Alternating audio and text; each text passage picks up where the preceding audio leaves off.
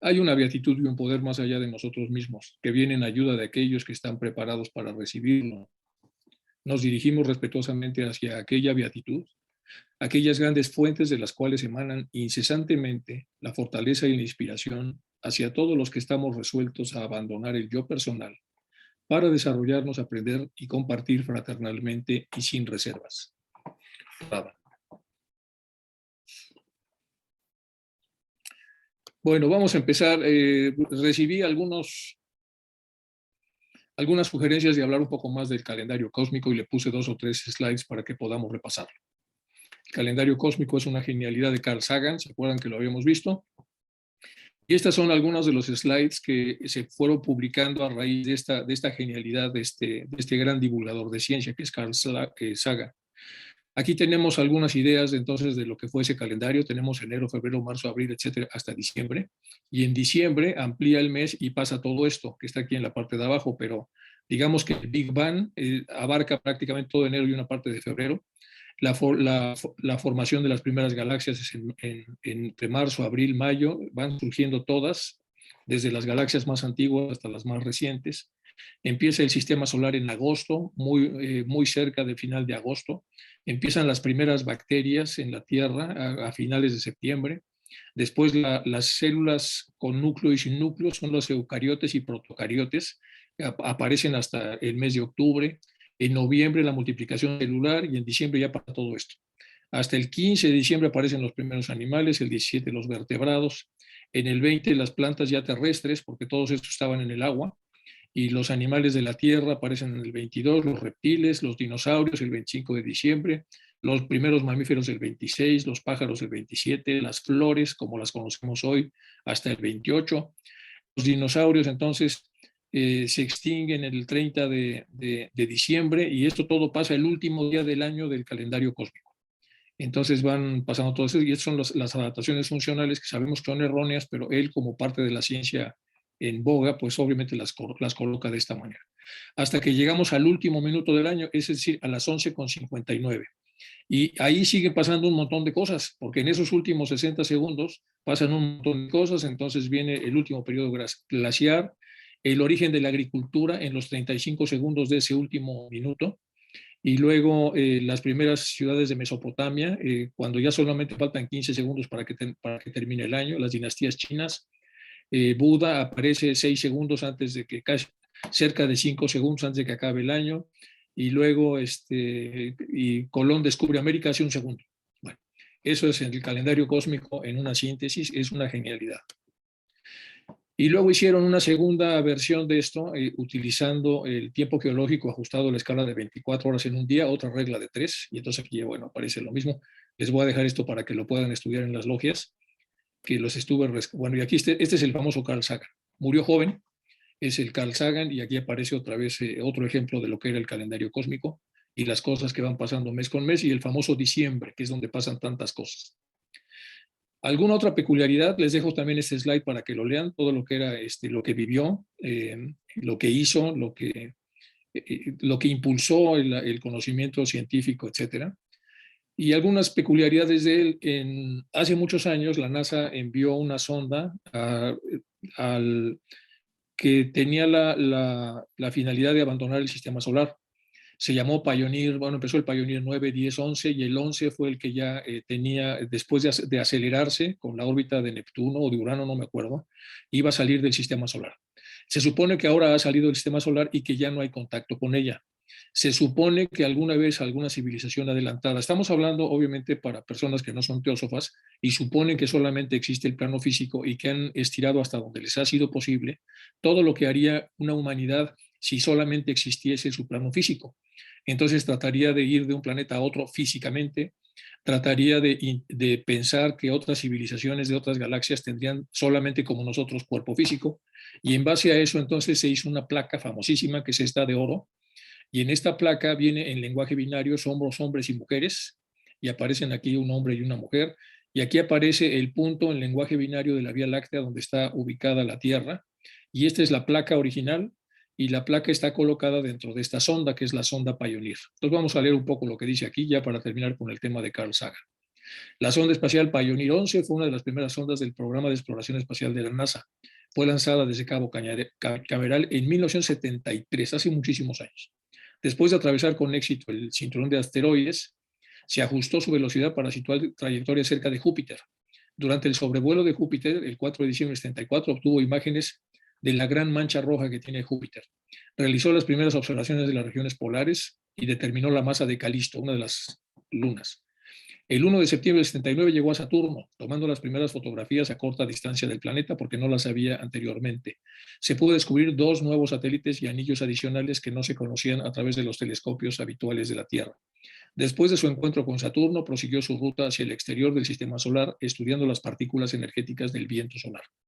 Las sondas Pioneer obtenían su energía de una fuente de isótopos radioactivos RTG. La pérdida de la eficiencia de estos generadores eléctricos determinó el final de su misión a finales del 95. La placa a bordo, esta de la que estamos hablando, como se hizo con la sonda Pioneer 10 y con las sondas Voyager, posteriormente la sonda incluía una placa sobre una estructura con un mensaje explicando el origen de la sonda a una posible cultura extraterrestre. La placa incluye una figura de un hombre y una mujer, las transiciones del átomo de hidrógeno y la posición del Sol y la Tierra en la galaxia. La placa fue diseñada por Carl Sagan y Frank Drake, siendo dibujada por Linda Salzman. Bueno, es Linda Salzman Sagan. Desde el 21 de diciembre de 2020 la sonda se encuentra a una cantidad ya enorme de fuera del sistema solar.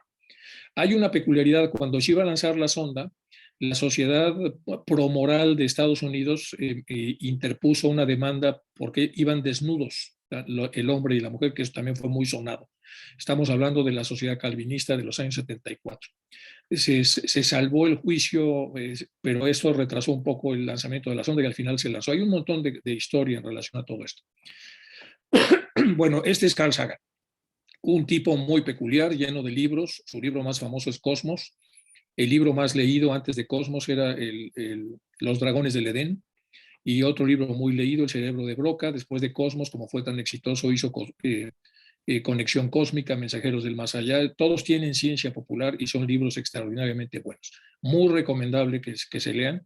Y yo me estoy pensando si dentro de estas sesiones de ciencia preparo alguno de los libros de Sagan para que ustedes vean la enorme facilidad que tiene este hombre para transmitir los conocimientos científicos. Con algunos errores, porque de repente sí metió la pata en 2 o 3 cosas y también fue como muy sonado, que fue rápidamente corregido por otros científicos, porque como se mete con tantas ciencias, en alguna de ellas como que no le funcionó los supuestos que fueron publicados. Bueno, pasamos a lo que sigue entonces, el tema de intuición y predicción. Este es otro gran divulgador, otra vez con alguien de los que toma estos talleres, que también me escribió y que quería más información de otros grandes divulgadores, pues Isaac Asimov. Isaac Asimov es un divulgador. Pueden ustedes buscar en internet una entrevista de 1984 donde él predice todo lo que estamos viviendo hoy, todo lo que son las computadoras personales, el cómo utilizaríamos los datos hoy. Todo eso lo predijo Isaac Asimov, y aquí está la liga, si ustedes quieren verla. Este es el famoso Isaac Asimov, de origen ucraniano. Es el más famoso escritor de ciencia ficción, nadie duda de eso. Se tienen datados casi 100 libros, le entró a todo. La colección de Historia Universal es una maravilla, tiene 12 libros y son buenísimos, son fáciles de leer y están llenos de información. Y aparte, pues tiene una gran cantidad Su obra más importante es Fundación Imperio y Segunda Fundación. Tiene muchos premios relacionados con esta obra. Y la otra se llama Los Propios Dioses. Los Propios Dioses le valió el premio Nebula y el premio Hugo, que son 2 de los grandes premios para este tipo de escritores. Bueno, y vamos a ver un poco de lo que dice aquí de Isaac. Tiene muchos libros. Se supone que colaboró en cerca de 500 libros escritos y otros tantos relatos y cuentos. Uno de sus cuentos más cortos y más interesantes, que es un cuento de Navidad, narra a 2 profesores solitarios que no estaban casados, que estaban celebrando Navidad solos en un bar fuera de la Universidad de Harvard. Y entonces era el jefe del departamento de literatura y el jefe del departamento de física. Empezaron a tomar sus tragos, se hicieron amigos, y el profesor de física dijo: ¡qué barbaridad! ¿Cómo pude hacer ese experimento? ¿Cómo pude hacer aquella máquina? ¿Cuánto dolor causé? Y el profesor de historia dice: pero que perdón, el jefe de literatura le dice: ¿pero qué máquina hizo usted? Pues una máquina del tiempo, y empecé a traer a Voltaire, empecé a traer un montón de gentes, y el último que traje fue Shakespeare. Y como este era el jefe de literatura, dijo, no me diga que trajo usted a Shakespeare. Sí, lo traje, dice, y lo inscribí en el curso que da aquí en la Universidad de Harvard sobre Shakespeare. Dice, hombre, pues yo soy el que coordina ese curso, dice el jefe. Y empieza a recordar a un señor ya un poco viejo con un abrigo muy antiguo. Y dice, estoy como recordando, ¿y qué pasó? Dice, ¿cuánta humillación tiene que soportar un hombre? Dice, él tomó todo el curso y al final usted lo suspendió. Bueno, es uno de los cuentos de Isaac Asimov, tiene muchos.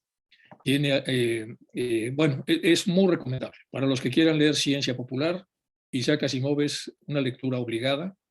Arthur C. Clarke dijo de él, otro de los grandes adalides del género de la ciencia ficción, que, que si él no había escrito 3.000 palabras en un día, porque era un adicto a escribir, Asimov podría hacerlo en minuto y medio. O sea, escribía y escribía y escribía y leía y leía. Es un genio de origen ucraniano, se nacionalizó norteamericano. Bueno, es un tipo increíblemente prolijo, ya murió, científico de formación, escribió sobre matemáticas, astronomía, química, historia, y será recordado por su extensa obra dedicada a la ciencia ficción. Bueno, este es respecto a la segunda pregunta que me hicieron, es el que más recomiendo, por supuesto Ray Bradbury también, Arthur C. Clarke, pero este es fuera de serie. Bueno, más adelante continuamos con el Pedigree of Man, que es de lo que estábamos hablando, una vez hecho esta aclaración de las preguntas que me hicieron por el correo electrónico.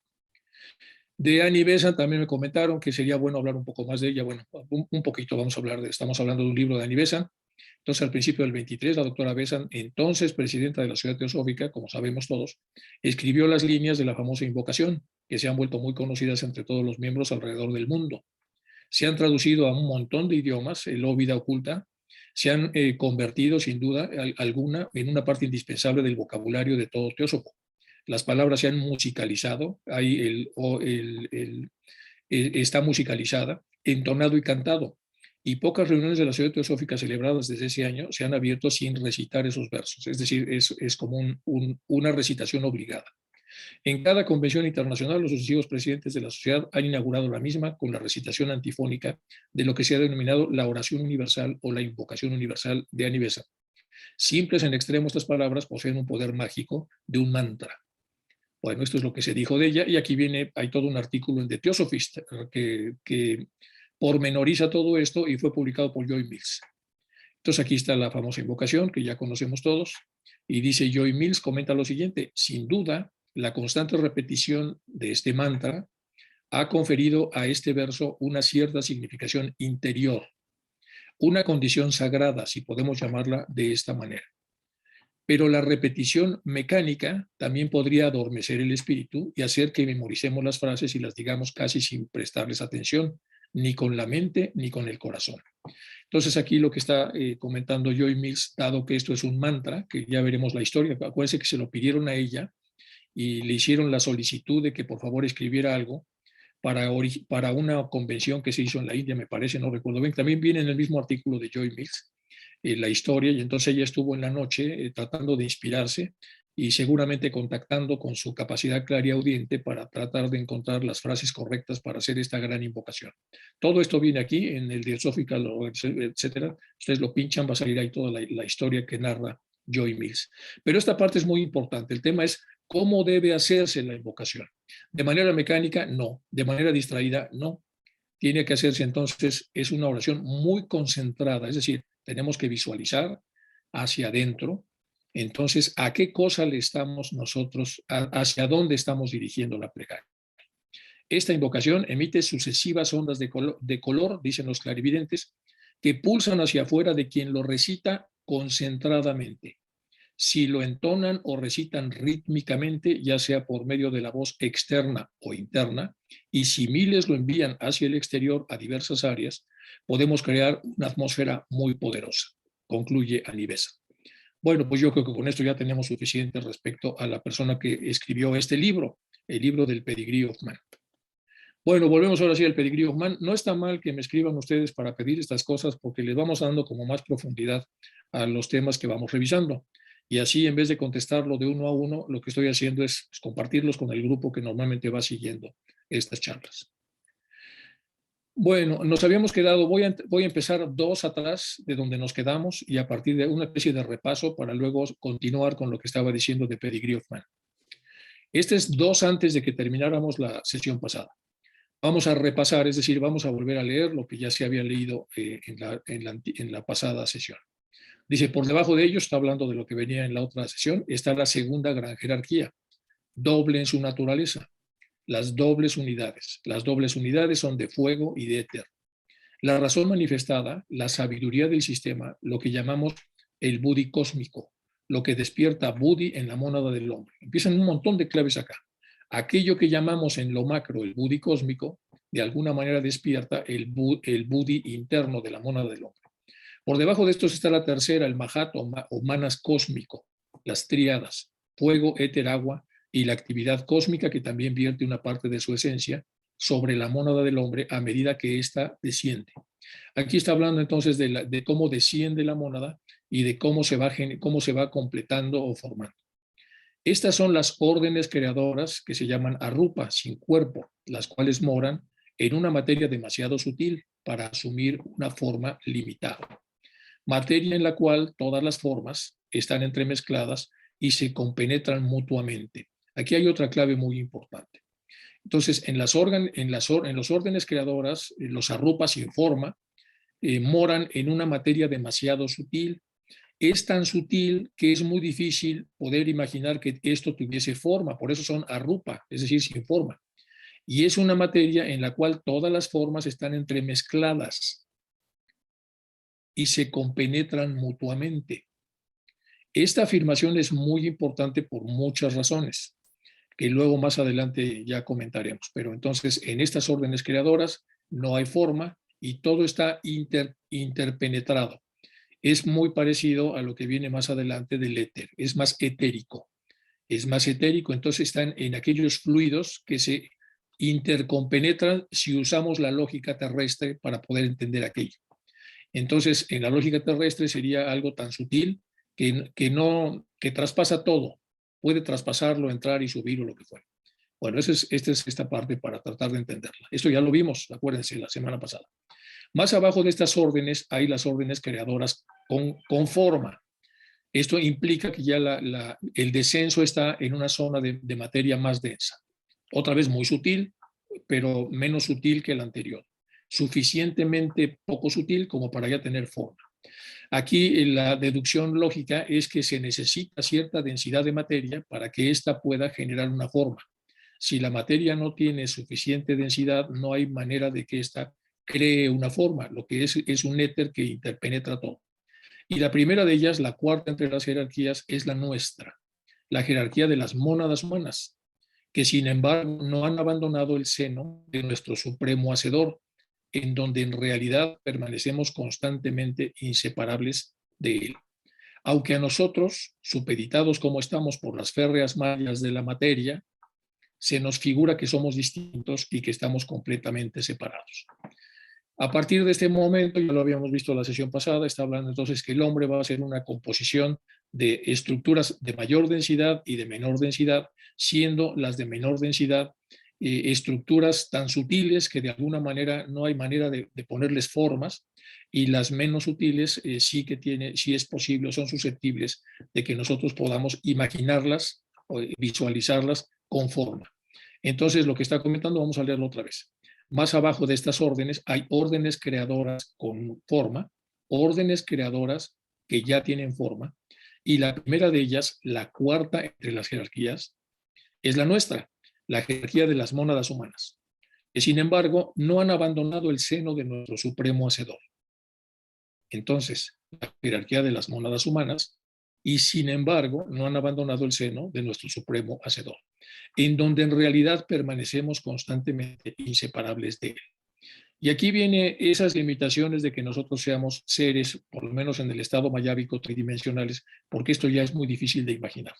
¿Cómo es posible que la mónada permanezca simultáneamente a este océano especial y simultáneamente en la estructura en la que ya pertenece al hombre? Entonces es muy difícil de imaginarlo en un mundo tridimensional, pero podemos hacer el esfuerzo para imaginar que en estas partes tan sutiles la mónada de alguna manera encuentra los puentes también metafísicos y sin forma para conectarse con la totalidad de la propia mónada, y simultáneamente cuando baja hacia abajo, valga la redundancia, encuentra entonces que la densidad es mayor y eso le permite entonces tener formas. Y estas formas entonces empiezan a tener como cierta separación unas de otras y cierta individuación, es decir, cierto contorno, que hace posible que nosotros entre contorno y contorno percibamos mayábicamente una separación.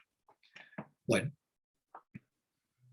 a ver, aunque nosotros supeditados como estamos por las férreas mallas de la materia, se nos figura que somos distintos y que estamos separados.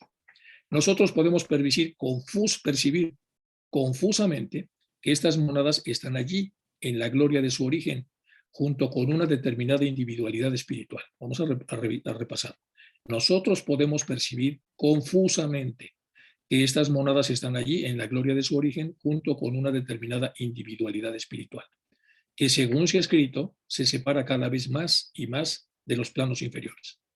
Después que hayamos concluido el imperfecto bosquejo de las 7 grandes jerarquías, lo cual nos proporcionará una ojeada a vista de pájaro del conjunto de nuestro tema, volveremos a ocuparnos de la mónada, es decir, más adelante seguirá hablando de este tema. Los llamados jivas imperecederos son la cuarta de las 7 órdenes creadoras, no de las 12, con las cuales estamos relacionados. Los llamados cuerpos jivas imperecederos son la cuarta de las 7 órdenes creadoras, con las cuales estamos relacionados. Luego siguen las 3 últimas órdenes que contienen una gran parte de lo que ya ha evolucionado en nuestro esquema planetario en pasados kalpas, y de las cuales podemos saber algo más, puesto que están relacionadas con nuestra especial evolución. Todo esto ya lo vimos, pero lo estamos repasando para entrar a lo que sigue. Y esta es la última que también vimos. Después de esta ya vamos a ver las nuevas. Otra vez aquí está The Pedigree of Man en su primera edición, que fotografié de 1904. Entonces, ¿cuál fue la etapa? La quinta jerarquía es llamada de Makara y tiene por símbolo el pentágono. En este aparecen los aspectos duales espirituales y duales físicos de la naturaleza. Duales espirituales está hablando de una espiritualidad dual, y duales físicos de la naturaleza está hablando entonces de una dualidad física. Y en esa dualidad tenemos 2 polos, los positivos y los negativos. Y además tenemos una actividad, una lucha entre sí, entre los 2 polos, es decir, entre la dualidad de esta doble naturaleza, en la parte espiritual y en la parte física. Así lo está comentando entonces Anivesa. Estos últimos son turbulentos, los rebeldes de un gran número de mitos. Es decir, en los mitos se hace referencia a estas luchas turbulentas que se hacen principalmente por los rebeldes, los de la naturaleza positiva que desean pasar del otro lado y viceversa, los de la negativa que desean a través de la lucha vincularse a los del otro lado. Entonces volvemos a leer para que nos quede más claro esto. La quinta jerarquía es llamada la de Makara. Makara son como las gárgolas de Notre Dame, pero en los templos hinduistas son una de las acepciones de Makara son los dragones que protegen contra las malas influencias a los lugares sagrados y que aparecen pintados o incluso esculpidos en muchos de los templos. Entonces esta quinta jerarquía y también son protectores. Es la llamada de los Makara y tiene por símbolo subjetivo el pentágono, aunque el símbolo físico sería el dragón. En este aparecen aspectos duales espirituales y duales físicos de la naturaleza, positivos y negativos en lucha entre sí. Estos últimos son turbulentos, los rebeldes de un gran número de mitos. Bueno, terminamos este pedazo del párrafo y seguimos. Pronto tendremos bastantes datos acerca de estos rebeldes, los cuales son llamados asuras, nacidos del primer cuerpo de Brahma. Otra vez tenemos a los asuras y los suras. Ya lo hemos repasado en las clases de Isaac. Entonces, leemos otra vez. Pronto tendremos bastantes datos acerca de estos rebeldes, los que generan esta lucha, los cuales son llamados asuras, nacidos del primer cuerpo de Brahma. El cuerpo que, rechazado, se convirtió en tinieblas. Vamos a leer otra vez. Pronto tendremos bastantes datos acerca de estos rebeldes, que se llaman asuras, que son nacidos del primer cuerpo de Brahma, el cuerpo que, rechazado, se convirtió en tinieblas. Una gran hueste de seres de esta jerarquía proceden de un pasado universo y surgen en su completo desarrollo, por así decirlo, del logos planetario. Estos seres parece que también son llamados asuras y pertenecen a este universo por su evolución, pero nosotros estamos especialmente relacionados con los nacidos del cuerpo de las tinieblas. Entonces, todo el lenguaje este es alegórico, tenemos que detenernos un poco a tratar de entenderlo intuicionalmente hablando. Entonces, vamos a leer otra vez para que en base a las lecturas podamos activar nuestra intuición. Pronto tendremos bastante datos acerca de estos rebeldes de los que ya hablo aquí arriba, los que luchan entre el bien y el mal o entre lo positivo y lo negativo, los cuales se llaman asuras, estos que están luchando, nacidos del primer cuerpo de Brahma, el cuerpo que, habiendo sido rechazado, se convirtió en tinieblas. Entonces, nacidos del primer cuerpo de Brahma, un cuerpo que fue rechazado y que al serlo tuvo una transformación. Este cuerpo, al ser rechazado, se transformó en tinieblas. ¿Y qué son las tinieblas? Las tinieblas son un receptáculo en donde hay muy poca luz. Luz visible desde el punto de vista de cómo podemos imaginarla, porque ya sabemos que las tinieblas para el clarividente suficientemente evolucionado no está ausente de luz, pero para nosotros sí. Una gran hueste de seres de esa jerarquía proceden de un pasado universo, no son de este, y surgen en su completo desarrollo, por así decirlo, de logos planetarios. Estos seres parece que también son llamados asuras, igual que los de arriba, y pertenecen a este universo por su evolución, por su grado de evolución. Pero nosotros estamos especialmente relacionados con los nacidos del cuerpo de las tinieblas. Estos son los seres de un gran poder y conocimiento espiritual, pero llevan profundamente oculto en sí mismos el germen, la esencia de Ahamkara, de su individualidad, de aquella que yo creo que constituye la facultad que es necesaria para la evolución humana. Aquí está diciendo, aquella que yo creo, yo se refiere a Nivesan, que constituye la facultad que es necesaria para la evolución humana. Estos son el fruto de la primera cadena planetaria, palabra esta que se hará más familiar y comprensible a medida que prosigamos en nuestro estudio. Vamos a repasar aquí algunas cosas importantes que se están diciendo en este slide, que ya lo habíamos visto, pero lo estamos repasando. Entonces aquí nos comenta que tenemos en las versiones más altas una sutilidad con un porcentaje de materia tan poco que es indescriptible, y hay una interconexión, intercompenetración, y no hay bordes que separen unas cosas de otras. Pero conforme el espíritu empieza a bajar y bajar, se encuentra con una materia que ya es susceptible de hacer formas. Y en esta materia susceptible de hacer formas, entonces, lo dice más adelante, tenemos otro nivel, un nivel en donde ya hay formas. Y en estas formas, hacia abajo, han surgido del cuerpo de las tinieblas porque han sido rechazados, como ya lo leímos. Entonces, a partir de ese momento, el perceptor de estos niveles en donde estamos todos ya observa que las cosas tienen formas y que las formas están separadas. Y aquí lo que nos está comentando entonces Anibesan es que para ella el Ahamkara es fundamental porque es la que le da individualidad a la forma mía y le da una etiqueta a la forma de otros.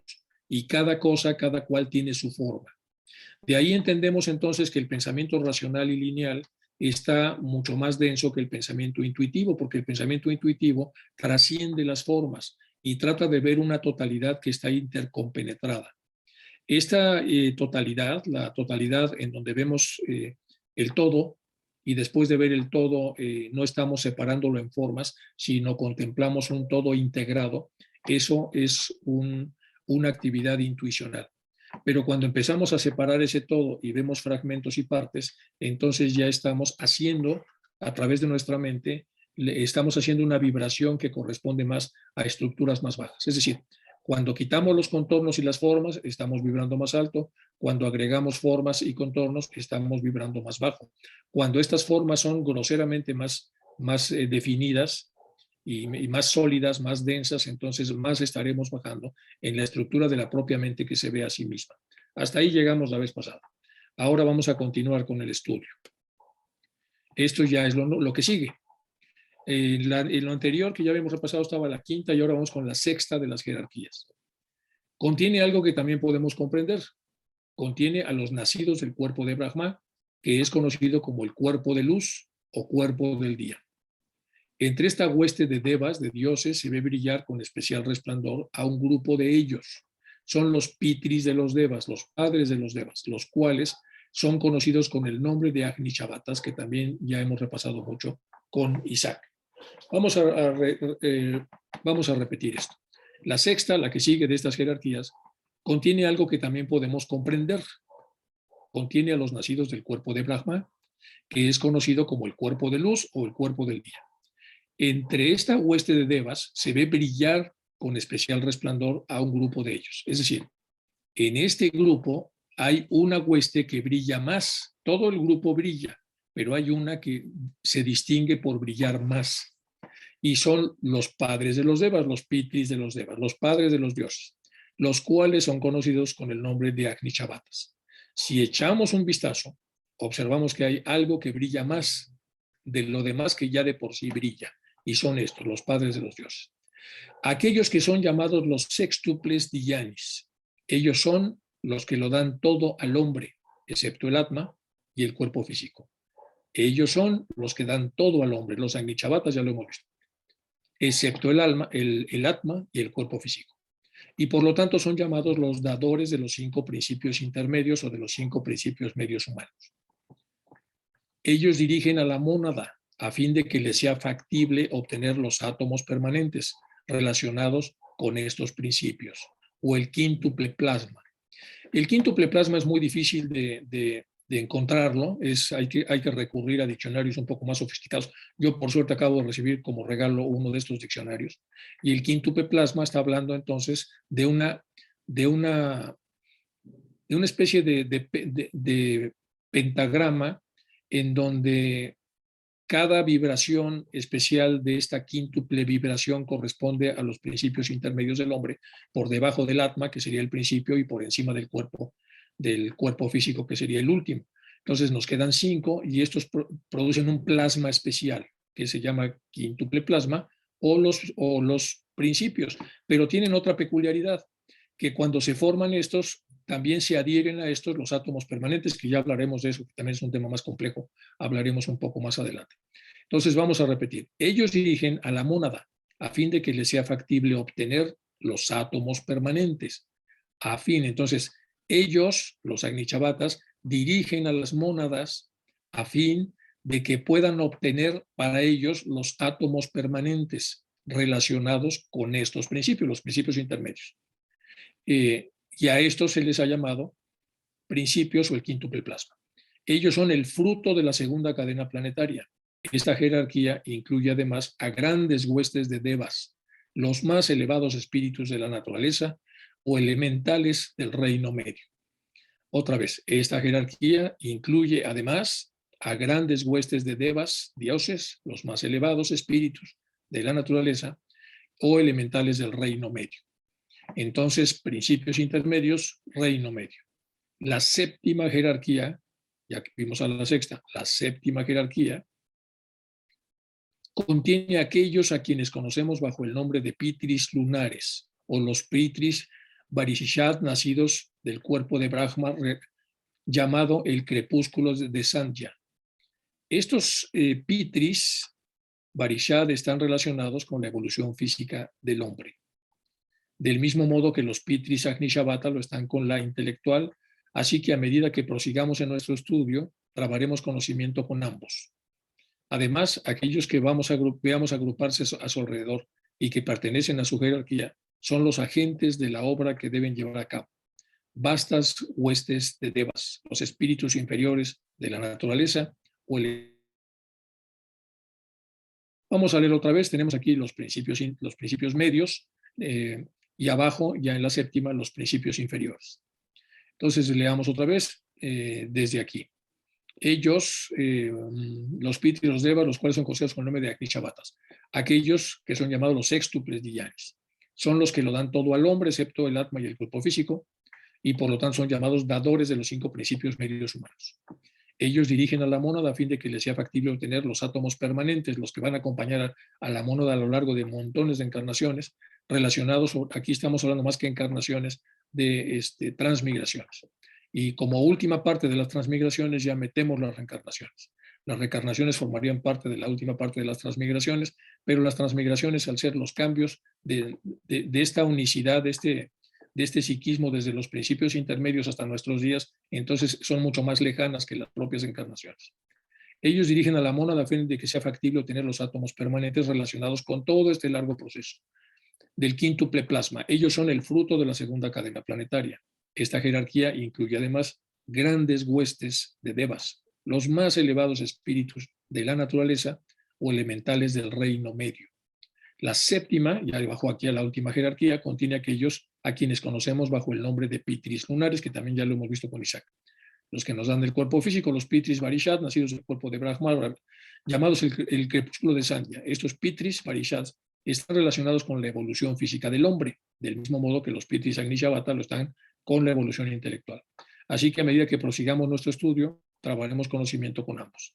Además, aquellos que vemos agrupados a su alrededor y que pertenecen a su jerarquía son sus agentes en la obra que debe llevar a cabo. Vastas huestes de devas, los espíritus inferiores de la naturaleza o elementales del reino más inferior. Y abajo puse algunas aclaraciones de lo que sería el espíritu bueno benéfico en contraposición al malo, cómo lo vamos a encontrar normalmente cuando se refieren a ellos. Entonces, el agatodemón y luego el cacodemón. Y luego los agnichavatas, clases de pitris creadores de la primera raza etérea de hombres, nuestros antecesores solares en contraposición a los varishats, pitris o antecesores lunares. También lo he visto con Isaac y esto aparece en el glosario teosófico. Bueno, vamos a continuar con el estudio. Bueno, así las 7 grandes jerarquías u órdenes creadoras se presentan ante nuestra vista en su esplendor, prontas para llevar a cabo su misión que les está encomendada.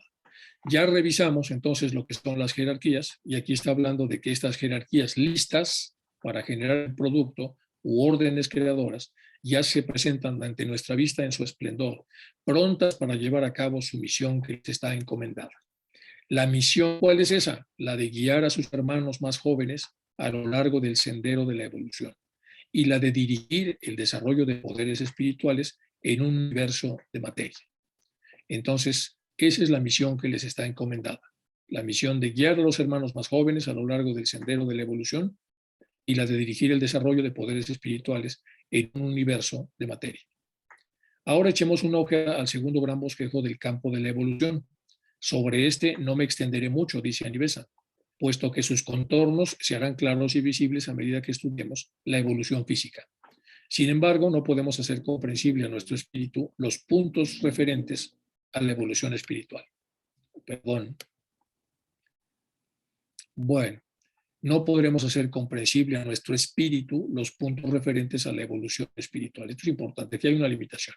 Entonces, ahora echemos una ojeada al segundo gran bosquejo, el del campo de la evolución. Sobre este no me extenderé mucho, dice Anibesan, puesto que sus contornos se harán claros y visibles a medida que estudiemos la evolución física. Sin embargo, no podremos hacer comprensible a nuestro espíritu los puntos referentes a la evolución espiritual, a menos que tengamos a la vista los amplios contornos del campo en el cual dicha evolución tiene lugar. La única forma de entender o de comprender la evolución espiritual, la única forma, dice Anibesan, porque no es comprensible, es solamente a menos de que tengamos a la vista los amplios contornos del campo en el cual dicha evolución tendrá lugar. Y pone Anibesan, lo llamo campo, traduciéndolo del término kshetra, del Bhagavad Gita. Entonces, ella le pone campo a la traducción del kshetra. Y aquí abajo les puse a ustedes la traducción del kshetra, el conocedor del kshetra. Kshetrajna significa aquel que conoce el campo del cuerpo, el alma, la materia física, el principio consciente en el marco corpóreo. En el capítulo 13 del Bhagavad Gita, Krishna explica la distinción entre el kshetra, campo de experiencia, y el kshetrajna, conocedor del campo. Entonces, hay un campo en donde se puede dar esta experiencia. ¿Qué experiencia? La evolución. Y luego hay alguien que conoce ese campo. Es decir, conoce las condiciones que hay en ese campo, como un campo, conoce el bosque y por lo tanto dentro de ese bosque sabe cómo no perderse, porque al conocer el campo entonces tiene la línea necesaria para su evolución. Además, en el entendido de que habrá seres que están ayudando a sus hermanos más jóvenes para la propia evolución. Las jerarquías de órdenes creadoras superiores están en ese campo y entonces la idea de campo a transitar más que camino a recorrer es algo que viene en el Bhagavad Gita y que aquí traduce ella como simplemente como campo, pero tiene lo suyo. Por eso puse aquí la explicación. Entonces leamos otra vez. Sin embargo, no podremos hacer comprensible a nuestro espíritu los puntos referentes a la evolución espiritual a menos que tengamos a la vista los amplios contornos del campo en el cual dicha evolución tendrá lugar. La llamo yo campo, traduciéndolo del término kshetra, del Bhagavad Gita. Esto es más fácil para los hindúes que lo han estudiado desde niños así, un poco más complicado para nosotros, que siempre casi hablamos, cuando hablamos de evolución, más de un camino que de un campo. Porque es el tipo genuino de materia. Esta palabra expresa mejor que cualquier otro vocablo que yo pueda inventar todo lo que está incluido bajo el nombre de materia, en la cual la evolución tendrá lugar. A ver, vamos a leer otra vez. Entonces, le llamo yo campo traduciéndolo del término kshetra del Bhagavad Gita, porque es el tipo genuino de materia. Esta palabra expresa mejor que cualquier otro vocablo que yo pueda inventar todo lo que está incluido bajo el nombre de materia, en la cual la evolución tiene lugar. ¿Qué es ese campo? Toda la materia que está a disposición de la mente para trabajar sobre ella y dentro de ella conocer ese bosque y ese camino a través del cual habrá de evolucionar. Al mismo tiempo, en la evolución se irá separando gradualmente de ese campo. Es un campo al que habremos de separarnos, pero antes de separarnos hay que conocerlo.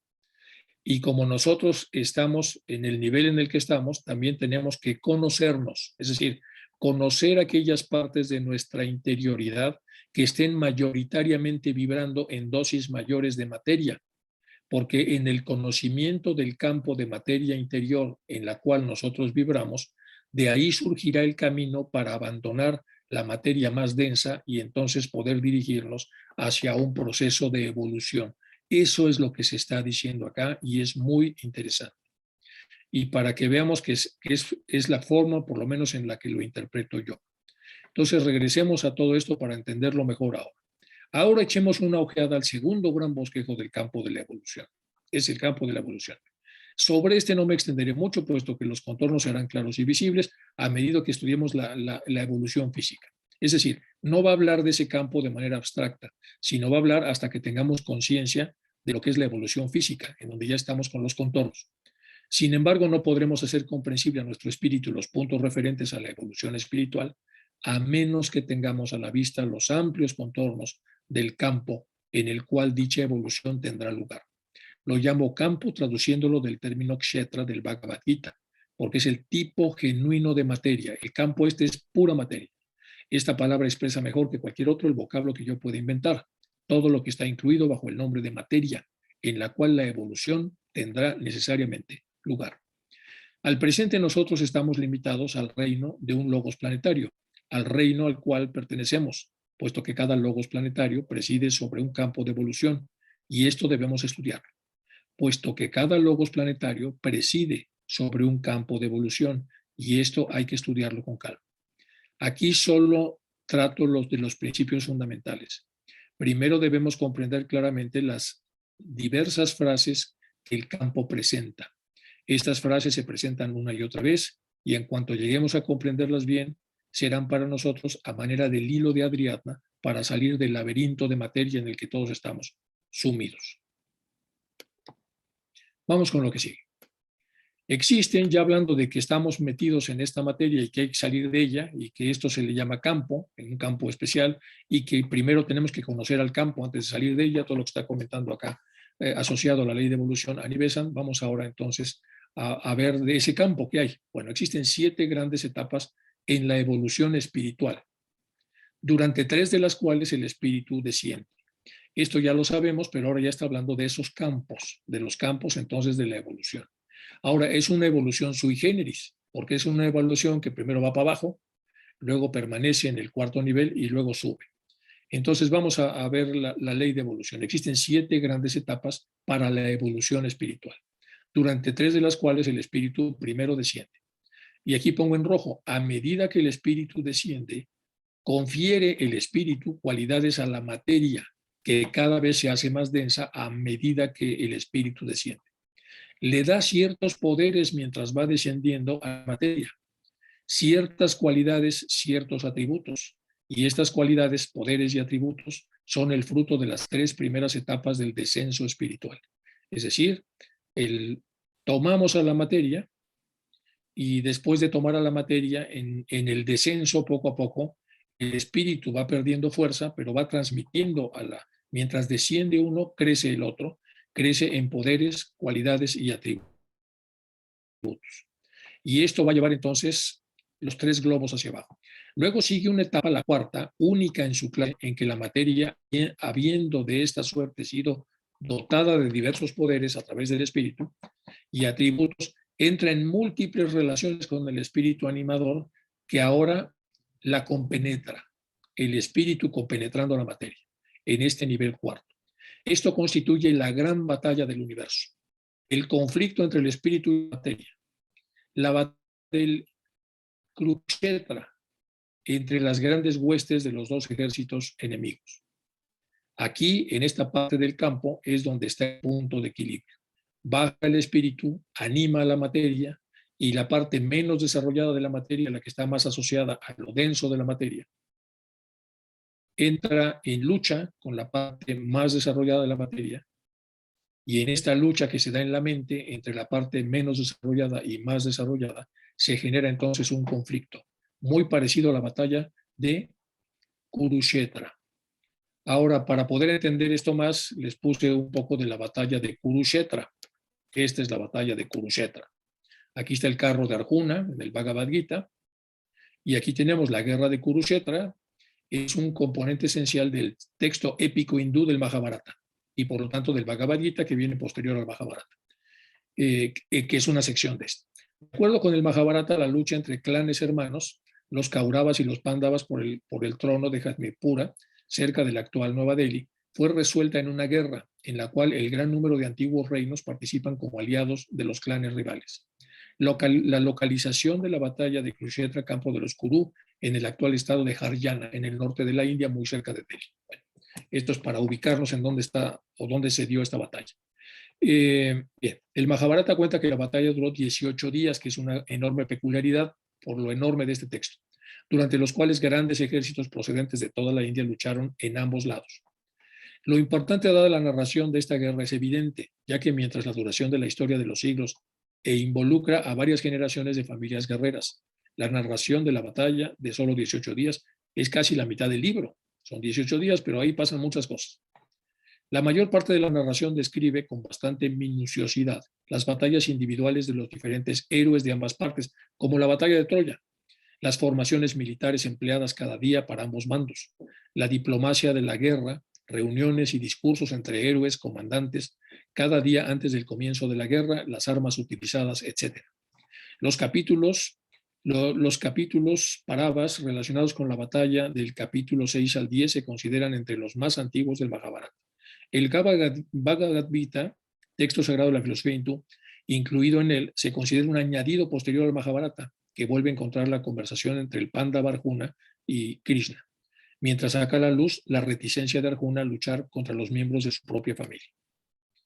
Los hinduistas creen que la batalla de Kurukshetra, hablando ya de la parte más física de todo esto, el mito es el mito histórico a través del Mahabharata, pero a veces al mito histórico se le busca un lugar físico. Entonces muchos hinduistas creen que la batalla de Kurukshetra fue un hecho histórico, o sea, que realmente pasó. Lo datan entre el año 3002 y el 800, o sea, con un gap ahí enorme de 2400 años. Era basándose en cálculos astronómicos y en la información del Mahabharata. La mitología de la batalla de Kurukshetra se describe también en la batalla de los 10 reyes, mencionado en uno de los Vedas, en el Rig Veda. Ahora, ¿qué quiere decir? Pues es una batalla importantísima, pero también es la batalla interior de un ser humano. y es la batalla interior del ser humano que se está narrando aquí.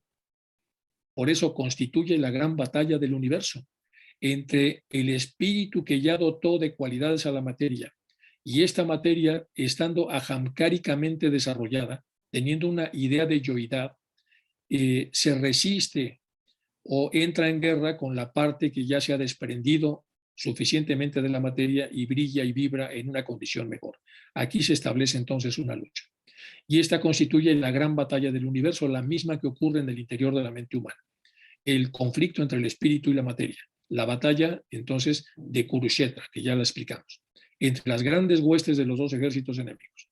Aquí, en esta parte del campo, es donde está el punto de equilibrio, fundamental para ver si avanzamos o nos rezagamos.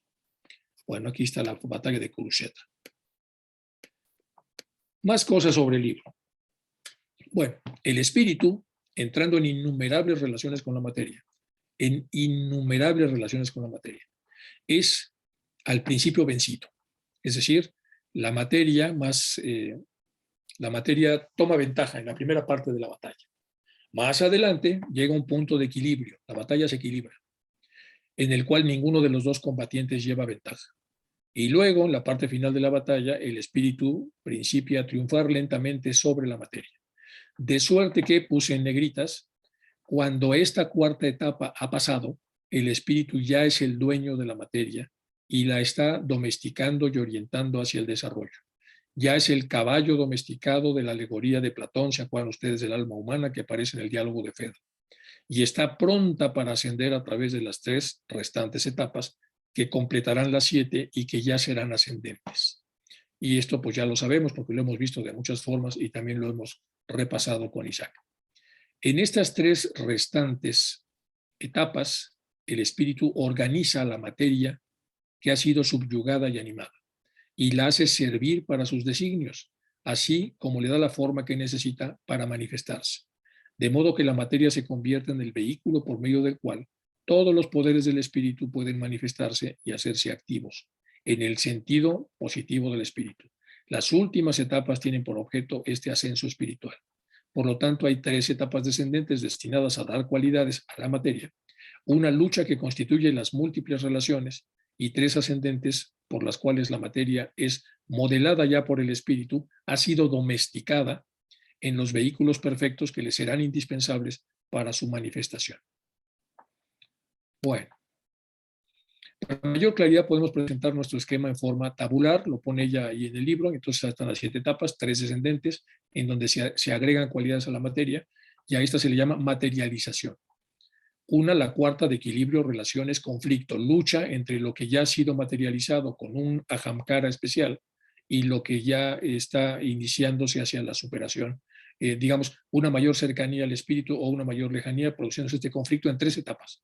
Una donde el espíritu siempre pierde, que llevará montones de encarnaciones, otra donde quedamos tablas y otra donde el espíritu empieza ya a domesticar a la materia.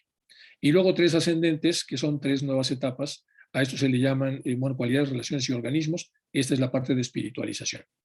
Esforzaos en conservar fija en vuestra mente esta idea esencial, dice Anivesa, puesto que se repite constantemente en cada una de las etapas y a todas las rige, sean cuales fueren las circunstancias especiales que puedan caracterizar a cualquiera de ellas. Esta idea os servirá siempre y en todos los casos de norte y guía, cuando os halléis perdidos en medio del laberinto de las cadenas rondas, globos y razas, que tan fecundo manantial son de confusiones para el estudiante de teosofía. Esto que está diciendo entonces nos habla de la enorme complejidad que tiene la comprensión de estos conceptos. Entonces, esforzaos en conservar fija en vuestra mente esta idea esencial. Esto, la bajada, la lucha dividida en 3 partes y luego el ascenso. Entonces, conserven por favor esta idea esencial, puesto que se repite constantemente en cada una de las etapas. En cada etapa se va a repetir esto. Una pérdida gradual en la primera etapa, un empate y luego una trascendencia en la última parte para pasar a la siguiente etapa. Puesto que se repite constantemente cada una de las etapas y a todas las rige, sean cuales fueren las circunstancias especiales que puedan caracterizar a cualquiera de ellas. Esta idea os servirá siempre y en todos los casos de norte y guía, cuando os halléis perdidos en medio del laberinto de las cadenas rondas, globos y razas, que tan fecundo manantial son de confusiones para el estudiante de teosofía. Bueno, después de esto, ¿qué es lo que debemos esforzarnos en comprender? Bueno, muchas cosas. Lo que se llama una cadena planetaria, considerada una cadena planetaria como un todo, constituye los upadis de un logos planetario, en los cuales su vida encarna. 7 son las etapas que deben recorrerse y por lo tanto 7 deberán ser las cadenas. 3 cadenas durante las cuales el espíritu desciende y constantemente una cadena, la cuarta, durante la cual el espíritu y la materia están entremezclados y entretejidos teniendo entre sí innumerables reacciones y conflictos. Luego 3 cadenas ascendentes a fin de las cuales todo vuelve al seno del logos planetario para sumergirse en Ishvara, con el fruto recolectado durante toda esta evolución, que son la lucha, las experiencias, el descenso, el empate y el ascenso. Bueno, una cadena planetaria puede ser considerada como los cuerpos en los cuales la vida del logos planetario se reencarnará 7 veces, principiando cada cadena con el fruto recolectado por su predecesora y transmitiendo cada cadena a su sucesora los frutos que ha recogido. El periodo durante el cual la cadena planetaria persiste es llamado Manvantara, es donde están pasando las cosas, Manvantara planetario. Y cada Manvantara es seguido de un Pralaya planetario, cosa que también sabemos y ya la hemos revisado en diferentes charlas, incluidas las de Isaac. Los seres cuyos más elevados principios han sido desarrollados durante el Manvantara pasarán a su conclusión a un estado de felicidad supraconsciente, el Nirvana planetario, al paso que aquellos que no están tan desarrollados se sumergirán en un apacible sueño. Estos nirvanis no vuelven a nacer hasta que la siguiente sucesiva cadena haya desarrollado upadis a propósito para su ulterior evolución, en cuyo momento volverán a proseguir su ulterior desarrollo y progreso. Tendrán que esperar que vuelva a pasar el tren, porque habrán desaprovechado entonces los espacios para evolucionar, y eso llevará pues una cantidad de tiempo, es lo que nos está comentando aquí Dani Besa. Estudiaremos ahora una sola cadena planetaria.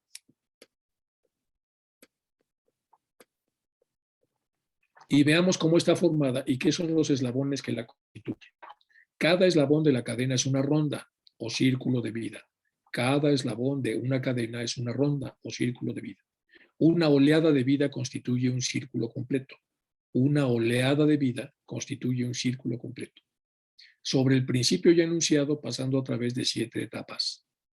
Durante 3 etapas, la oleada de vida desciende a la materia y da nacimiento a formas cada vez más materiales. En la 4ª etapa, la oleada de vida desarrolla formas con las cuales se origina el conflicto, con las propias que ella ha originado. En las 3 restantes, la oleada de vida asciende y las formas a las cuales ha dado nacimiento se hacen cada vez más espirituales. Además, cada ronda de la oleada de vida desarrolla un reino de la naturaleza. Los 3 elementales, el mineral, vegetal y animal, y el humano, hasta la más elevada perfección de su tipo peculiar, hallándose los tipos futuros que no pertenecen a esa ronda, indudablemente presentes, pero más o menos embrionarios comparados con su futuro desarrollo. Así pues, 7 rondas, 7 círculos sucesivos de la oleada de vida son los eslabones que componen la cadena planetaria. Examinemos una sola ronda, un solo círculo de vida, y veremos que ésta tiene también sus propias y peculiares 7 etapas, pero esta vez cada etapa es un globo, un mundo. Bueno, esto ya lo sabemos porque lo hemos repasado, pero no está de más que lo vayamos repasando para efectos de este repaso. Entonces vamos a repetirlo todo, estudiemos ahora una sola cadena planetaria, una sola, y veamos cómo está formada. Bueno, ahí aparece de aquel lado, el ABCD, EFG. Eso sería en la parte tanto del Pralaya planetario, en su planificación, como en la parte de la manifestación, que sería el Manvantara. Estudiemos ahora una sola cadena planetaria y veamos cómo está formada y qué son los eslabones que la constituyen, que son como las estaciones del tren por donde va a ir pasando y se aleja y luego pasará otro tren y así sucesivamente. Cada eslabón de la cadena es una ronda, se les llama ronda a los escalones de esta cadena, las paradas de esta cadena, o círculos de vida. Cada ronda es un círculo de vida o una simplemente ronda. Una oleada de vida constituye un círculo completo. Entonces, Un círculo de vida es una ronda. Una oleada de vida es un círculo completo. Sobre el principio ya enunciado pasado a través de 7 etapas. Durante 3 etapas, la oleada de vida desciende a la materia y da nacimiento a formas cada vez más materiales. En la 4ª etapa, la oleada de vida se desarrolla formas con las cuales se originarán conflictos entre las partes más ascendidas de estas formas y las partes menos ascendidas de estas formas. En las 3 restantes, la oleada de vida asciende y las formas a las cuales ha dado nacimiento se hacen cada vez más espirituales. Además, cada ronda de la oleada de vida desarrolla un reino de naturaleza, los 3 elementales, el mineral, el vegetal y el animal. Además, cada ronda de la oleada de vida desarrollará un reino de la naturaleza, cada ronda. Los 3 elementales, el mineral, el vegetal y el animal, y el humano, hasta la más elevada perfección de su tipo peculiar, hallándose los tipos futuros que no pertenecen a esta ronda, indudablemente presentes. Hallándose los tipos futuros que no pertenecen a esta ronda, indudablemente presentes. Pero más o menos en un formato embrionario, es decir, sin haber todavía brotado, comparados con su futuro desarrollo. Así pues, lo que no se ha desarrollado está en un formato embrionario. Así pues, 7 rondas, 7 círculos sucesivos de la oleada de vida son los eslabones que componen una cadena planetaria. Examinemos una sola ronda, un solo círculo de vida y veremos que tiene también sus propias peculiaridades, 7 etapas, pero cada etapa es un globo o un mundo. Los 3 primeros son desarrolladas en las formas en las que se halla. En medio tiene lugar la lucha entre las formas y los espíritus que las cobijan. Y de este modo las formas son animadas. En los 3 últimos, los espíritus moldean las formas a voluntad. Vamos a repetir esto otra vez. En los 3 primeros son desarrolladas las formas, que ya lo habíamos visto. En el que se halla en medio tiene lugar la lucha entre formas menos desarrolladas y las más desarrolladas dotadas de más espíritu. Y de este modo las formas son animadas. En los 3 últimos, los espíritus moldean las formas a voluntad. Para distinguir estos globos unos de otros, se han empleado letras del alfabeto desde la A hasta la G. Los globos que se hallan en el arco descendente y los que están en el arco ascendente se corresponden entre sí. En los globos del arco ascendente se desarrolla a la perfección aquello que solo es un bosquejo embrionario en los globos del árbol descendente. En tanto que el globo intermedio es el punto de equilibrio, de conflicto, de vuelta. El globo A es de sutil materia mental y es arquetipo, esto es, contiene los arquetipos de las formas que deberán ser desarrolladas durante la ronda HPV. HPV dice, la palabra arquetipo no debe ser tomada aquí en el sentido de los platónicos le dieron a esto, es decir, el mundo tal como existía en la mente de la deidad, sino el de un mundo formado como un primer modelo que debe ser copiado y perfeccionado por los mundos que le sucederán de manera natural. Muy parecido al Timeo, como lo trabaja el Timeo. El globo G, que se halla en el arco ascendente, corresponde por lo que la clase de materia se refiere con el globo A y contiene los arquetipos de este último globo, concluidos en sus detalles y perfeccionados. El globo B es de materia mental más densa y es creador o intelectual, es decir, contiene los tipos concretos derivados de los arquetipos, las cualidades determinadas, las formas toscas e imperfectas. El globo F del arco ascendente corresponde con el globo B y contiene estas formas ya elaboradas y perfeccionadas. El globo C es de materia astral y es sustancial o formativo, esto es, constituye las toscas formas de materia más densa y su correspondiente globo E las presenta de materia similar, pero primorosamente adaptadas para sus funciones.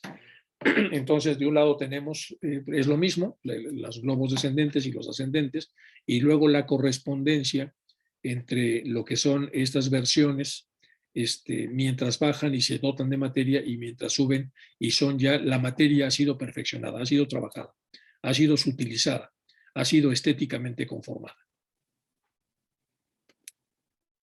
Bueno, aquí tenemos lo mismo con el globo D y quisiera, antes de que terminemos, pasar un poco de la interpretación que vamos a hacer de todo esto. A ver, espérenme un poquito porque luego vamos a continuar con aquello.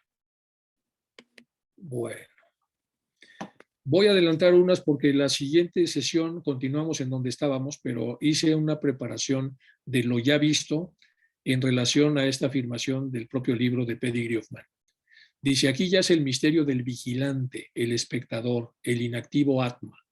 En otra parte del Pedigree dice, bueno, el Atma está ahí y está viendo. El que mora constantemente en su triple naturaleza, en su propio plano, y vive en el mundo de los mortales por medio de su rayo, el cual anima a sus sombras. Las pasajeras vidas terrestres son esas sombras. En las estancias del Xi'an está escrito lo siguiente. Dijo la llama a la chispa, tú eres yo misma. Es decir, dijo la llama, el rayo principal, a su reflejo, que es la chispa. Tú, reflejo, chispa, eres yo misma. De una manera degradada, lo que fuera, pero eres yo misma. Mi imagen y mi sombra. Yo me he revestido de ti y tú eres mi baján, mi vehículo. Hasta el día sea con nosotros en que tú volverás a ser yo misma y otras tú misma y yo. Es como un trabalenguas, es muy importante, pero sería el relato existencial que hay mucho en la doctrina secreta, en donde se hace una animación de las formas para convertirla en diálogo y facilitar la comprensión de los que estamos estudiando. Entonces, en las estancias del Xi'an está escrito lo siguiente. Dijo la llama a la chispa, la parte superior a la inferior. Tú eres yo misma, en una versión más degradada, pero eres yo misma. Somos lo mismo. Mi imagen y mi sombra. Yo me he revestido de ti en todo el arco descendente y tú eres mi baján, mi vehículo.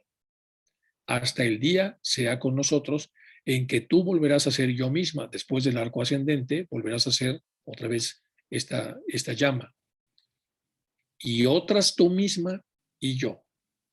Y aquí viene otra clave. Y otras tú volverás a ser yo misma, pero también volverás a ser más adelante otras tú misma y otra vez yo.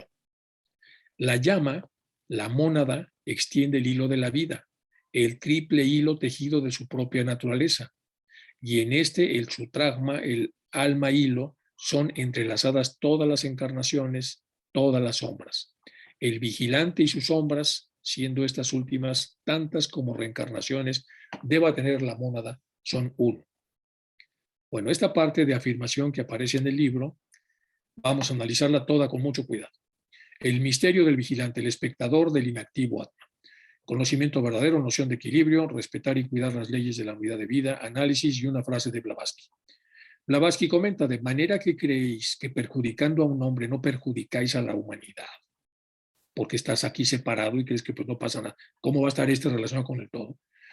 Ignoráis que hasta la ciencia materialista enseña que cualquier perjuicio, por ligero que sea, causado a una planta ha de afectar por completo su futuro desarrollo. Vamos a desarrollarlo de esta manera. Tenemos todos los hombres, estamos unidos, esto es imperceptible en el plano en el que estamos, pero estamos unidos. A través del primer reflejo, entonces llegamos a la sombra de este fuego. Y esto está en la mente inferior, que divide y separa y nos ve a todos separados. Se produce una percepción mayábica y entonces este hombre parece que está separado de los demás. Y este otro, que también cree que está separado, le daña.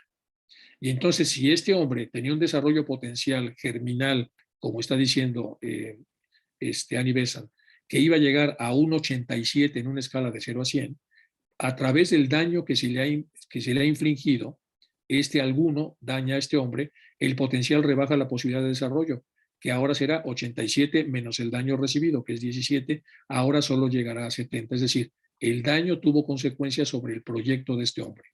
Y como va a tener consecuencias sobre el proyecto de este hombre, también va a tener consecuencias sobre el proyecto futuro de la persona que le ha dañado. Esta es una forma alegórica de representar el karma a través de esta frase de HPV. Y tiene que ver entonces con todo lo que es el conflicto que nos está hablando entonces Annie Besant que pasa en esta región 4. La unidad de vida es de todos, se utiliza y se devuelve, no es de nadie. La dirección del entendimiento debe ir hacia el bien aprender, si la persona está bien enfocada. Hazlo como lo hace la naturaleza a través de sus leyes, no violes esas leyes. Conceptos modernos relacionados con esto, la sostenibilidad, la sustentabilidad, la responsabilidad social y otros son conceptos que van en esta misma línea y que vuelven a percibir entonces al hombre como un todo o como una parte de la naturaleza. Más temas de esto mismo. ¿En dónde está la clave del desarrollo interior de esta famosa batalla que se da en el nivel 4? Lo que llamamos los dos principios o aspectos de manas, que es donde se da la batalla, el superior y el inferior. El primero, el mana superior o ego consciente reflexivo, gravita hacia el alma espiritual, hacia Buddhi. Y el último, en su principio instintivo, es atraído hacia acá. Es decir, uno jala para abajo, otro jala para arriba, como los famosos caballos del diálogo de Platón. El centro de los deseos animales y las pasiones del hombre. Tenemos de este modo demostrados 4 principios, de los cuales los 3 últimos son el doble etérico, que hemos convenido en llamar alma proteoplástica, el principio de vida y el cuerpo físico. Aquí está la luz absoluta, el primer reflejo, el manas o mente, superior e inferior, este gravita hacia arriba y jala. Aquí está la toma de decisiones, el inferior va hacia el cuaternario, entonces, bueno, esta es la parte de la lucha. Vamos a ver, el potencial inicial dado por el karma a cualquiera, que está dado por el karma, los escándalos, los méritos, etcétera, y tenemos con eso un desarrollo potencial en la encarnación, debe mantenerse cada semilla con su potencial. Es parte de la misión de todos, por eso ayudamos, por eso cuidamos, por eso hacemos servicio, para generar las oportunidades que todas las individuales requieren para su propio desarrollo. Bueno, con su potencial deberá crecer y desarrollarlo tanto como pueda. Los espectadores, los otros, si ayudamos a la naturaleza, ayudaremos a esta semilla que crecerá si tiene las condiciones apropiadas. Nosotros seremos proveedores o no de condiciones para otros. Así, condiciones apropiadas más el esfuerzo de la semilla, se conseguirá el desarrollo deseable del desarrollo interior. Yo como proveedor de condiciones espero que el que tenga la posibilidad de llegar a un 87 llegue a un 87. Y si no llega, no será porque yo no le di las condiciones para que esto pasara, será porque él, en su afán interno, en su intrincidad, no ha logrado descifrar el espacio que tiene para crecer a pesar de tenerlo todo. Bueno, desarrollar personas para ser capaces de autoestudiarse y desarrollarse. Otra clave del nivel 4. ¿Cómo hace un ser autoconsciente? ¿Cómo debe hacerlo? El que ya ha brotado como semilla y ahora debe aprovechar las oportunidades y vencer las dificultades para desarrollarse. Bueno, lo que cada hombre necesita ante todo es estudiarse a sí mismo y hacer entonces un honrado inventario de su dominio subjetivo. Y por malo que éste sea, cabe la redención si con verdadera resolución se propone alcanzarla. Pero ¿cuántos lo hacen? Todos están dispuestos a trabajar por su propio desarrollo y progreso, muy pocos por el desarrollo y progreso de los demás. Esto aparece en The Theosophist. Entonces tenemos que hombres no interesados en estudiarse a sí mismos, pues un montón, de acuerdo a lo que está diciendo aquí The Theosophist, hombres interesados en estudiarse a sí mismos, hay un porcentaje menor, dispuestos a trabajar por su propio desarrollo y dispuestos a trabajar por el desarrollo de otros. Esto se va adelgazando. Vamos a darle entonces sentido de lo que dice aquí Aníbal. Si nosotros hemos creado estas entidades que forman parte de esta amalgama tan compleja que es la mente y que algunas tiran para abajo y que otras tiran para arriba en función del grado de desarrollo que hemos mostrado en las pasadas encarnaciones, y se establece una lucha como la que ya ha mencionado Anibesan, muy parecida a la lucha del Mahabharata, entonces lo que yo puedo hacer para darle una ayudada a este proceso y que gane la parte espiritual sobre la parte material es conocer quiénes son mis soldados, las áreas no desarrolladas en mi batalla interior. En mi Mahabharata interno, cuáles son las áreas todavía demasiado densificadas que van a luchar con las más espiritualizadas y que si no las conozco probablemente destruyan mis posibilidades de desarrollo y con lo cual me restrinjan las capacidades que yo requiero para poder desarrollar. Entonces, los proveedores de espacios para el desarrollo no son solo los externos, también es el hombre interno a través de su autoconocimiento. A través del autoconocimiento, el hombre conoce dentro de su Mahabharata y lucha interior quiénes son las partes a las que debe prestarles más atención para poder corregir la batalla y entonces generar un triunfo necesariamente importante para que entonces la persona pueda continuar su desarrollo. El motor es la voluntad, la fuerza interior para progresar, guiada por la sabiduría, conocimiento, discernimiento, intuición y movida por la voluntad. Estos son los ingredientes para crecer. El conocimiento e intención concluye que la naturaleza interior es un bien precioso y hay una tendencia a cuidarlo como la leona cuida a sus cachorros. Cuando vemos que el corazón interno de un ser humano, sus mejores acciones, La parte superior de donde proviene el espíritu que ha dotado, incluso ha animado a las porciones más bajas de mi estructura. Es un tesoro. La persona entonces hace lo que hace cualquiera cuando descubre que es un tesoro, es cuidarlo. Por eso en la clave del valor, la leona que ve en peligro sus cachorros. El ser que ve en peligro su realización es como esta leona. Y Cristo que ve infectado su templo por mercaderes, todos reaccionan con valor. El mismo valor es necesario para desarrollar la conciencia, para iniciar el periplo, para enfrentar el peligro exterior y al temor interior para avanzar con determinación. El valor se muestra en las diferentes escalas de la vida animal, en el hombre promedio y en el ser desarrollado. El valor descansa en la voluntad, que es una cualidad del espíritu. La voluntad en sus aspectos más profundos tiene un sentido, rumbo y fin. Como es sentido, busca que la conciencia se desarrolle. Como rumbo ofrece diferentes posibilidades al explorador. Y como fin ofrece la cima de la montaña, que se escala. Ofrece la posibilidad de terminar con una tarea parcial para encaminarse a la que sigue. Sin embargo, la voluntad exige que lo que se haga con sentido, esto es, de acuerdo a los valores interiores. De lo contrario, obrar contra la voluntad profunda a cambio de cualquier ganancia es un mal negocio. A los ojos descendidos, las tentaciones pueden ser varias, pero a los ojos del ser superior que habita cada ser, haber perdido integridad no tiene precio y complica mucho todo este sistema. Ahora, en la soledad del liderazgo para el desarrollo interior, el buscador se concentra en hacer las preguntas correctas para tener las respuestas que le sirvan en su jornada de desarrollo. Para ello deberá inspirarse y pedir ayuda de los dioses y habilitar su intuición. Dependiendo de la calidad de la pregunta, es que las personas podemos ensayar las respuestas. Dependiendo de lo avanzado de la búsqueda, serán los resultados que se obtengan. El buscador esencial es la intuición. Lo que busca está representado por las preguntas fundamentales que son las que presentamos a continuación. ¿De dónde venimos? ¿A dónde vamos? ¿Quiénes somos? ¿Qué debemos hacer? ¿Cómo podemos buscarnos y eventualmente encontrarnos? ¿Y cuál es el sentido de la vida? Todas van al interior.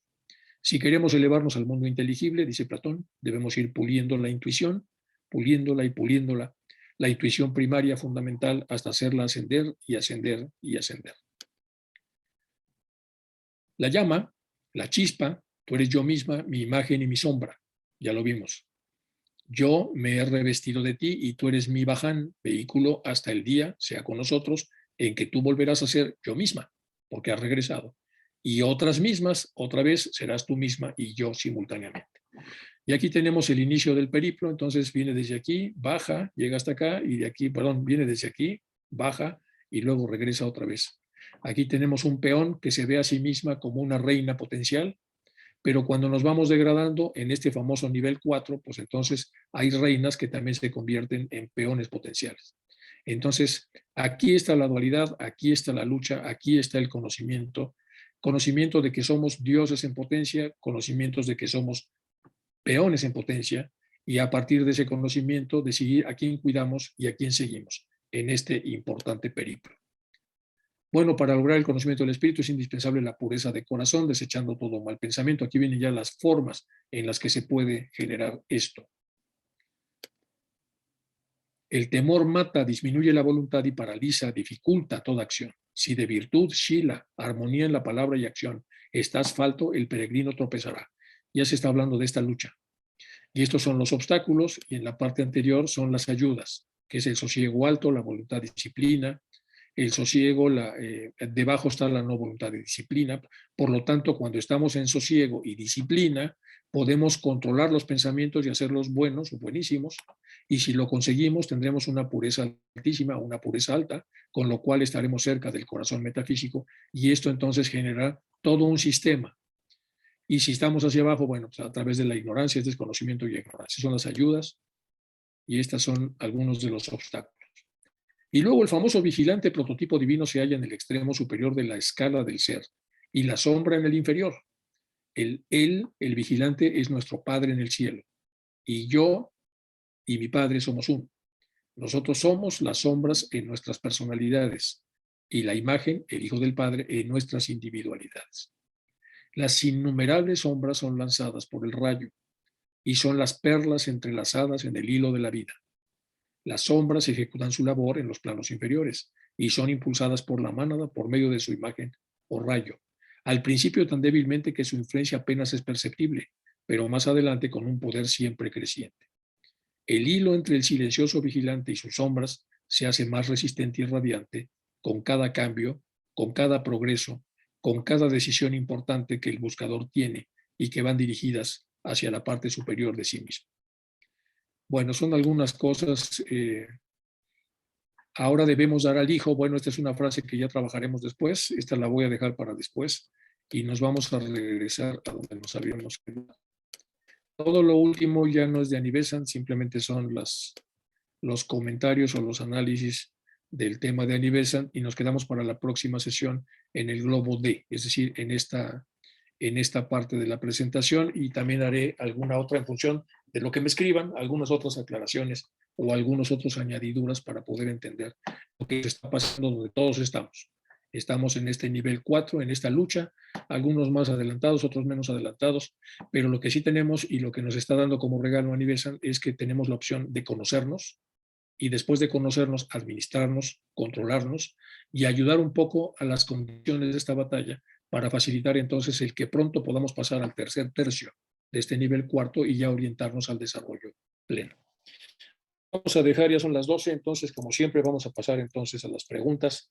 Les pido por favor abrir los micrófonos y pasemos entonces a las observaciones, comentarios o lo que...